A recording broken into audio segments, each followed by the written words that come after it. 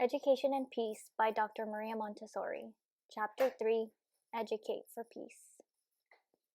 Education today, in this particular social period, is assuming truly unlimited importance, and the increased emphasis on its practical value can be summed up in one sentence: education is the best weapon for peace.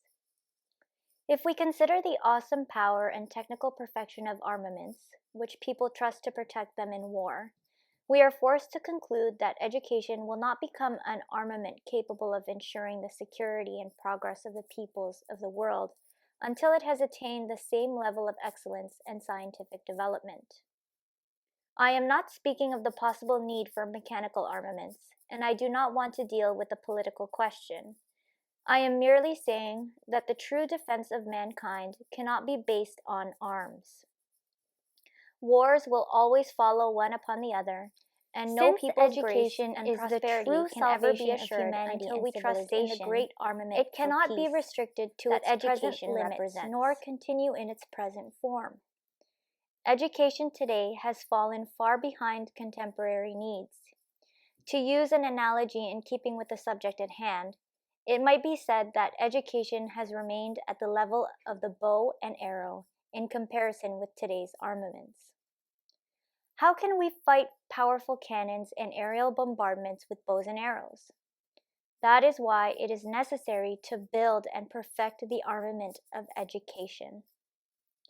It is obvious that education, as the cornerstone of peace, cannot consist only in attempting to prevent children from becoming fascinated by war. It is not enough to keep the child from playing with toy weapons, to stop making him study the history of mankind as a succession of feats of arms, and to stop teaching him that victory on the battlefield is a supreme honor. It is not even enough to instill in the child a love and a respect for all living beings and all the things that human beings have built through the centuries. This would be the role of the classroom in a much greater task. A campaign against war in and of itself, a role that we might describe as a negative one, the mere attempt to remove the threat of an imminent conflict, rather than a positive effort to bring about peace in the world.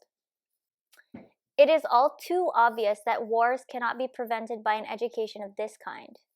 If they could be, why have they not been prevented by the educational influence of civilized society, which proclaims that man's life and liberty are sacred, or by the influence of religions, which have tried for thousands of years to teach men to love his fellows? Men do not go off to war because they are bloodthirsty or impatient to use their weapons. They would rather not fight wars, but they are drawn into them. They are all terrified of the scourge of war and would all like to escape it, and great moral and material pressure must be applied to make them abandon the safety of their homes and family life with their loved ones. Men do not fight wars because they played with toy weapons when they were children, and teaching history based on memorizing dates and events is certainly not the ideal method for making children want to be heroes. War is clearly a complex phenomenon that we must investigate and understand, especially in our time.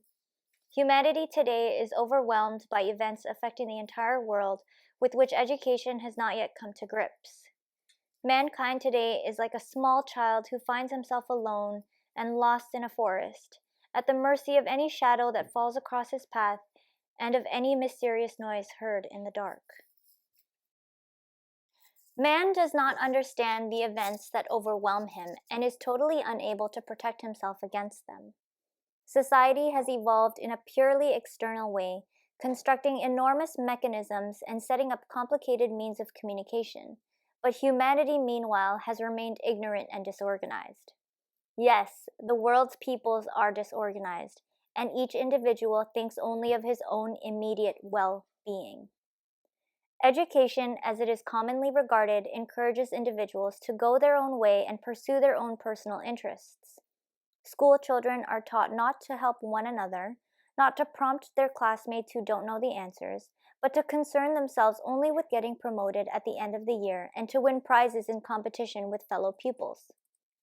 And these poor, selfish little creatures, which experimental psychology has proved are mentally exhausted, find themselves in later life like separate grains of sand in the desert. Each one is isolated from his neighbor, and all of them are barren. If a storm comes up, these little human particles possessed of no life-giving spirituality are caught up in the gusts and form a deadly whirlwind. An education capable of saving humanity is no small undertaking. It involves the spiritual development of man, the enhancement of his value as an individual, and the preparation of young people to understand the times in which they live. The secret is this: making it possible for man to become the master of the mechanical environment that oppresses him today. Man, the producer, must become the master of production. Production today has been intensified by science and has become highly organized all over the world. It has therefore become necessary both to enhance human energy scientifically and to organize humanity proportionately. Men can no longer remain ignorant of their own natures and the world in which they live. The real scourge that threatens them today is precisely this sort of ignorance. We must organize our efforts for peace and prepare the way for it scientifically through education. Education points the way to a new world to conquer, the world of the human spirit. In our experience with children, we observe that the human child is a spiritual embryo, endowed with mysterious sensitivities that guide him, with creative energies that tend to construct a sort of marvelous instrument in men's souls.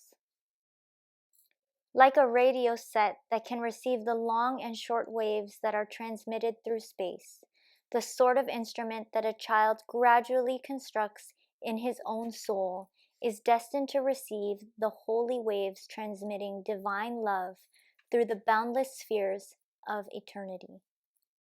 It is this sensitivity that makes man uniquely valuable. Man is great because he can receive the emanations of the Godhead. The child is also capable of developing and giving us tangible proof of the possibility of a better humanity. He has shown us the true process of construction of the normal human being. We have seen children totally change as they acquire a love for things and as their sense of order, discipline, and self-control develops within them as a manifestation of their total freedom. We have seen them labor steadily, drawing on their own energies and developing them as they work. The child is both a hope and a promise for mankind. If we therefore mind this embryo as our most precious treasure, we will be working for the greatness of humanity. The men we educate in this way will be able to use divine powers to outstrip the men of today who have entrusted their fate to machines. What is needed is faith in the grandeur and superiority of man. If he has managed to master the cosmic energies circulating in the atmosphere, he will be able to understand that the fire of genius, the value of intelligence, the light of conscience are also energies to be organized, to be regulated, to be treasured, and put to good use in human social life. Today, these energies are scattered, or rather, they are repressed and misdirected through the errors perpetuated by a kind of education that still holds sway all over the world. The adult does not understand the child. Parents unconsciously battle with their children rather than helping them in their divine mission. Fathers and sons do not understand each other. An abyss yawns between them from the day the child is born, and this lack of understanding is man's undoing. It leads him astray, sickens his spirit, impoverishes him, and makes him fail to realize his potential. The lack of understanding between children and adults precipitates the tragedy of the human heart, which in later life manifests itself in a lack of sensitivity, in sloth, and in criminality. Those who have been humiliated are ashamed of themselves. The timid withdraw into their shells. The fearful seek their own personal comfort. All the potential wealth of man's personality comes to nothing. Education must take advantage of the value of the hidden instincts that guide man as he builds his own life. Powerful among these instincts is the social drive. It has been our experience that if the child and the adolescent do not have a chance to engage in a true social life, they do not develop a sense of discipline and morality. These gifts, in their case, become end products of coercion rather than manifestations of freedom. The human personality is shaped by continuous experiences. It is up to us to create for children, for adolescents, for young people, an environment, a world that will readily permit such formative experiences. The youngster's personality must come in contact with the world of production after an apprenticeship in experience. Man must be guided first and foremost toward an awareness of his responsibilities with regard to human social organization. Thus, from early childhood on, human beings must have practical experience of what association is, and only then gradually fathom the secrets of the technical evolution of this society. Today, we have an organization of machines. What is needed are men capable of using machines to carry out a lofty mission that each of them will be aware of and feel responsible for. It is absolutely certain that the secret of future human power lies hidden within humanity as it develops, within young people. Those nations that want war have managed to recognize and give scope to the powers hidden in children and young people to further their own interests, to organize them socially, to make them an active force in society. It is a tragedy that this truth has thus far been recognized only by those powers that seek war. But the fact that a truly powerful organization of humanity cannot be improvised overnight is a reality that has great practical value. The groundwork for such an organization must be laid in childhood, at the very roots of life. Society can be organized, in short, only if education offers man a ladder of social experiences as he passes from one period of his life to another. Those who want war prepare young people for war, but those who want peace have neglected young children and adolescents, for they have been unable to organize them for peace. Peace is a practical principle of human civilization and social organization that is based on the very nature of man. Peace does not enslave him, rather it exalts him.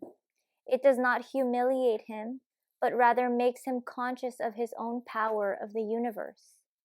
And because it is based on man's nature, it is a constant, a universal principle that applies to all human beings.